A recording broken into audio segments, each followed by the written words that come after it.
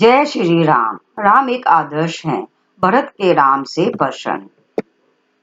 एक दिन संध्या के समय सरयू के तट पर तीनों भाइयों संग ठहरते श्री राम से भरत भैया ने कहा, एक बात पूछो भैया। माता कैकेयी ने आपको वनवास दिलाने के लिए मंथरा के साथ मिलकर जो षड्यंत्र किया था, क्या वह राजद्रोह नहीं था?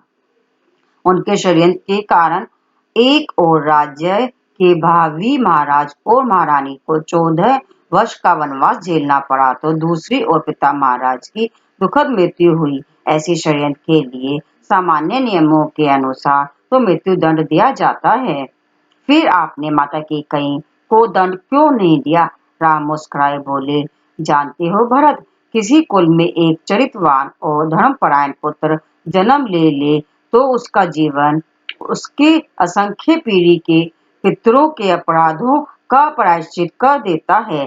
जिस माँ ने तुम जैसे महात्मा को जन्म दिया हो, उसे दंड कैसे दिया जा सकता है? भरत संतुष्ट नहीं हुए, कहा, यह तो मोह है भैया, और राजा का दंड विधान मोह से मुक्त होता है। कृपया एक राजा की तरह उत्तर दीजिए कि आपने माता को दंड क्यों नहीं दिया। समझाइए कि आपसे यह प्रश्न आपका अनुज नहीं, अयोध्या का एक सामान्य नागरिक कर रहा है। राम गंभीर हो गए। कुछ क्षण के मौन के बाद कहा, अपने सगे संबंधियों के किसी अपराध पर कोई दंड न देना ही इस सृष्टि का कठोरतम दंड है। भरत, माता कैकेयी ने अपनी एक भूल का बड़ा कठोर दंड भोगा है। वनवास के 14 वर्षों में हम चारों भाई अपने अपने स्थान से परिस्थितियों से लड़ते रहे हैं, पर माता कैकेयी हर क्षण मरती रही हैं। अपनी एक भूल के कारण उन्होंने अपना पति खोया, अपने 4 बेटे खोए, अपना समस्त सुख सम्मान खोया। फिर भी वे उस अपराध बोध से कभी मुक्त न हो सकी। वनवास समाप्त हो गया तो परिवार के शेष सदस्य प्रसन्न और सुखी हो गए, पर वे कभी प्रसन्न न हो सकी। कोई राजा किसी स्त्री को इससे कठोर दंड क्या दे सकता है?